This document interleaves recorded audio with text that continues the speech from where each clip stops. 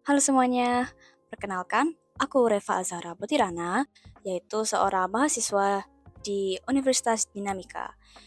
Saya adalah mahasiswa Prodi S1 Sistem Informasi dengan NIM 24410100035. Dan di sini aku akan menjelaskan tentang Network Layer Protocol untuk mata kuliah jaringan komputer. Di balik semua keajaiban koneksi global, itu ada sebuah sistem arsitektur yang luar biasa bernama model OSI. Nah, kenapa sih jaringan itu perlu dibuatnya berlapis-lapis? Nah, sederhananya, itu untuk mengurangi kompleksitas, menjadi standar global, dan yang terpenting mempermudah kita untuk belajar. Jadi, dari prosesnya sendiri sudah bertahap, jadi bisa terstruktur ya. Jadi, semisal ada masalah, itu bisa terkontrol dan bisa diatasi per lapisan atau per layer. Dan di dalam model OS ini, yaitu ada beberapa layer atau lapisan. Nah, untuk video untuk yang akan saya presentasikan, yaitu akan menjelaskan lebih spesifik dan memfokuskan kepada network layer protokol, yaitu layer yang ketiga. Dan di dalam model OSI ini terdapat beberapa layer yang saling bekerja sama. Nah, di salah satu layer ini yaitu adalah network layer, yang dimana akan menjadi fokus utama yang akan saya bahas dalam video ini. Jadi, sebelum kita membahas network layer, kita perlu mengetahui dasar dari model OSI. Jadi, model OSI ini memecah proses komunikasi jaringan yang rumit menjadi 7 lapisan atau 7 layer yang lebih sederhana. Nah, masing-masing itu mempunyai tugas spesifik. Mari kita lihat sekilas dari atas ke bawah. Di layer ketujuh yaitu ada application. Ini adalah lapisan yang paling dekat dengan kita, karena semua aplikasi yang kita gunakan, kayak browser atau aplikasi, semua website dan apapun yang kita interaksikan, itu adalah application. Untuk selanjutnya, yaitu adalah layer 6, yaitu presentation. Ini adalah sebagai penerjemah jaringan. Jadi, dia memastikan data yang disajikan dalam format yang bisa dipengerti oleh perangkat penerima. Selanjutnya, yaitu ada layer 5, yaitu session. Tugasnya adalah membuka, mengelola, dan menutup sesi atau koneksi komunikasi antara dua perangkat. Layer keempat, yaitu transport layer, fungsinya untuk mengatur pengiriman data dan juga memecah data menjadi segmen-segmen kecil. Layer 3 yaitu network layer, yaitu fungsinya menambahkan alamat logis, yaitu alamat IP, dan menentukan rute terbaik untuk pengiriman data antar jaringan. Yang kedua yaitu data link layer, fungsi intinya adalah menambahkan alamat fisik atau MAC atau alamat MAC dan mengirimkan data dari satu segmen ke jaringan lokal. Layer 1, physical layer, untuk fungsi intinya adalah mengubah data menjadi sinyal listrik, radio, atau cahaya dan mengirimkannya melalui media fisik. Di enkapsulasi ini yaitu proses penerimaan, di mana dari proses enkapsulasi dari host 1 misalnya yang dikirimkan sinyal. Jadi semisal ada komputer A yang mengirimkan sinyal ke komputer B. Nah, dari komputer A ini melakukan enkapsulasi dari layer 7 ke layer 1 yang akan dikirimkan ke komputer B. Nah, saat diterima komputer B itu akan dimulai dari layer 1 menuju ke layer 7 yaitu melalui proses dienkapsulasi. Jadi akan selalu melewati semua layer tersebut. Ketika suatu pesan atau suatu sinyal yang diterima atau yang akan dikirimkan di layer 4 itu akan menjadi segmen, dan di layer 3 akan menjadi paket, dan di layer 2 akan menjadi frame, dan sebelum akhirnya akan dikirim sebagai bits di akhir layer 1 yaitu di physical. Jadi mulai layer 4 sampai layer 1 atau layer 1 sampai layer 4 itu mereka akan berubah. Lebih tepatnya mereka akan dipecah dan mereka akan dibangun lagi ketika diterima. Seperti itu. Sekarang kita akan membahas tentang layer 3, yaitu network layer. Nah, jika jaringan adalah sistem pos raksasa, maka network layer adalah manajer logistik globalnya, di mana tugas utamanya itu untuk menyediakan konektivitas dan pemilihan jalur antara dua komputer dimanapun mereka berada. Network layer ini punya peraturan. Jadi mereka punya peraturan dan alat yang digunakan untuk menjalankan tugas-tugasnya. Nah, untuk peraturannya ini yaitu adalah protokol. Jadi, network layer protokol ini seperti peraturan yang ada di network layer supaya bisa menjalankan tugasnya.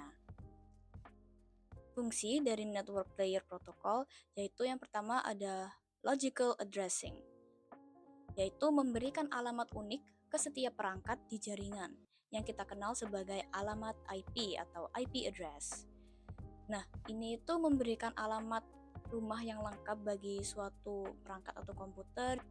Jadi untuk komputer A mengirim suatu informasi atau suatu pesan ke komputer B, komputer A perlu alamatnya supaya tahu, oh alamatnya komputer B itu di sini.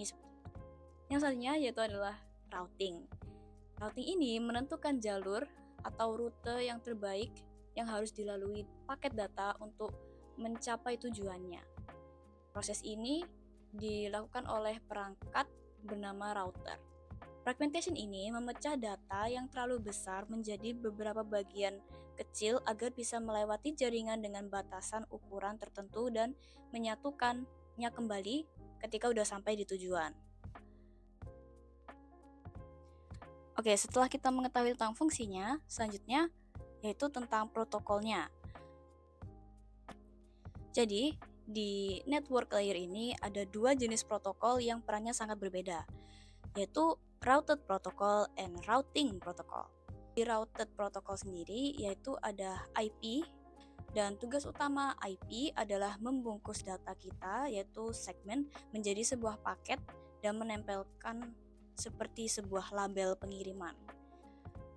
Jadi IP itu adalah seperangkat aturan untuk mengirim atau menerima data di jaringan.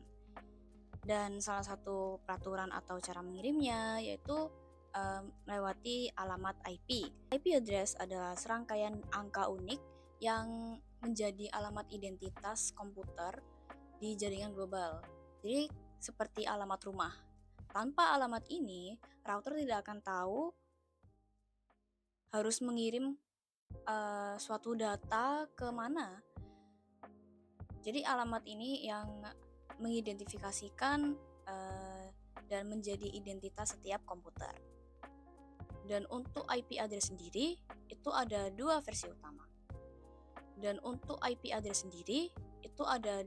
utama. Yang pertama ada IPv4, yaitu format lama yang sering kita lihat, misalnya 192.168.1.1 seperti ini.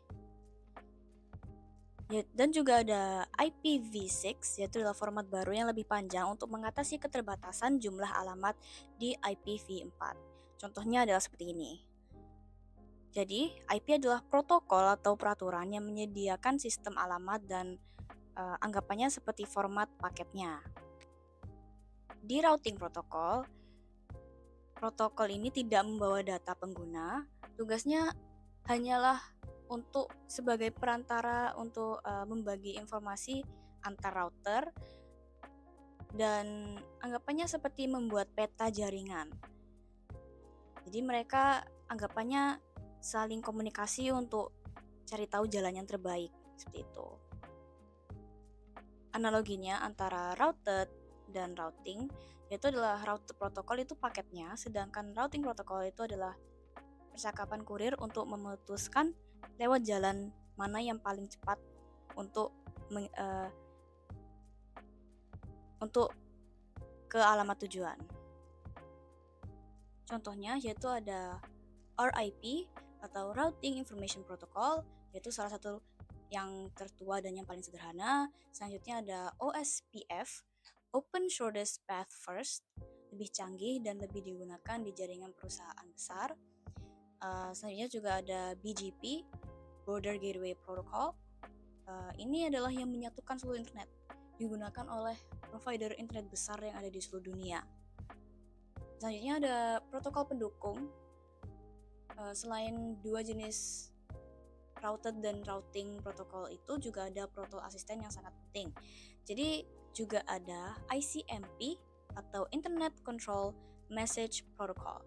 Ini yang membawa pesan error. Contohnya seperti perintah ping atau trace route.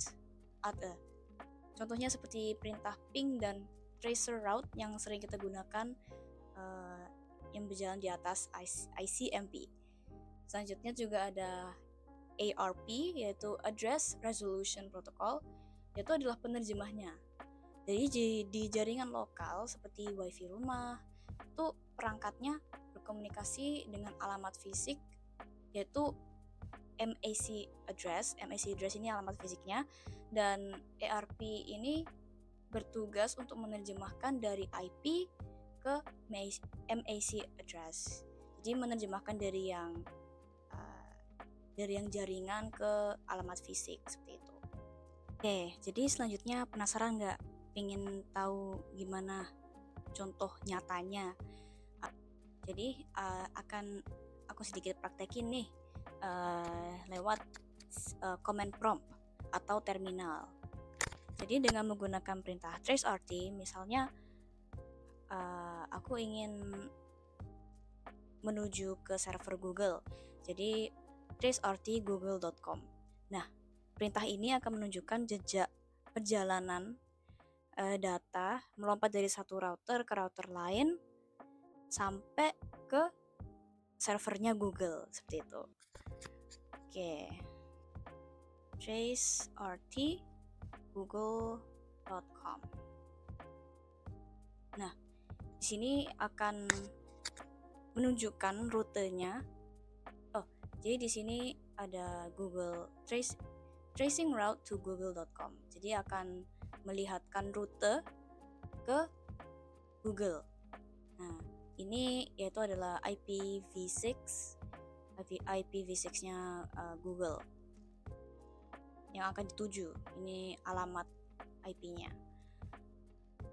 Dan bisa dilihat IPv6 ini lebih panjang dibandingkan IPv4 yang biasanya hanya beberapa angka, tapi ini lebih panjang dan ada beberapa abjad juga.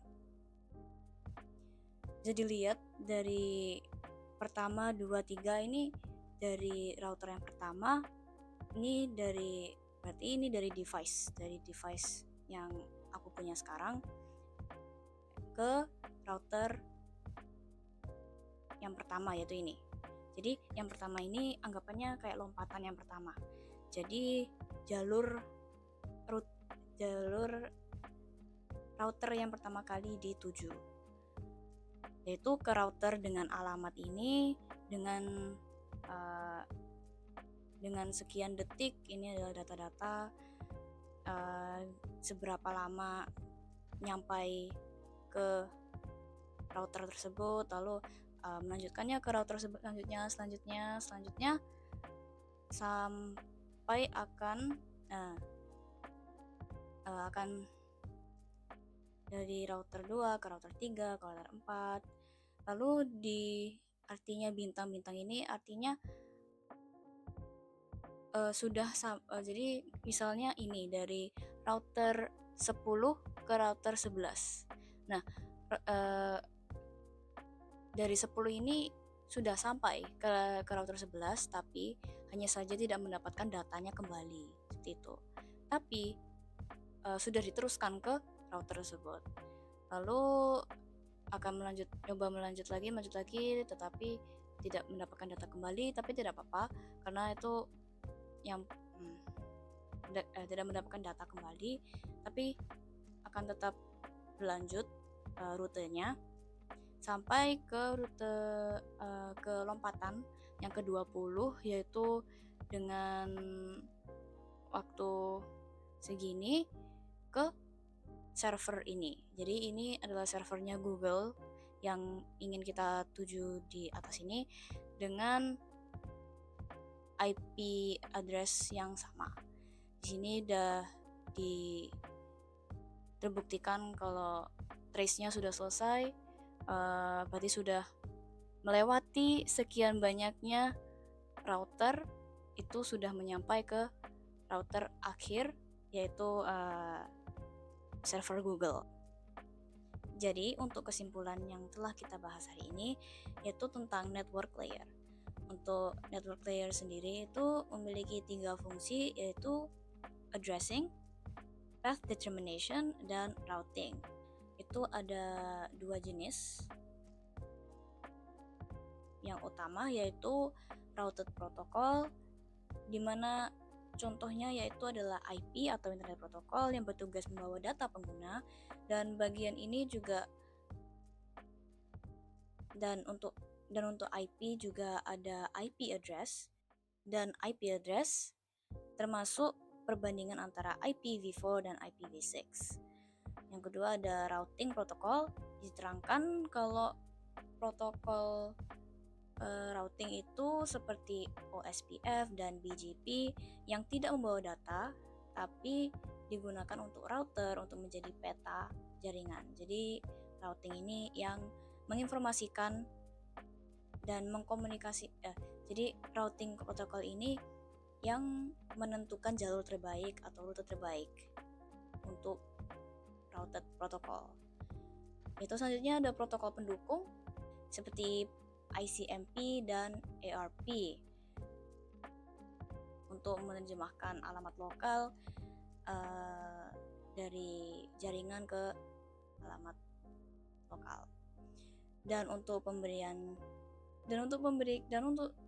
contoh nyatanya ada demo menggunakan perintah trace RT yang menunjukkan rute perjalanan data.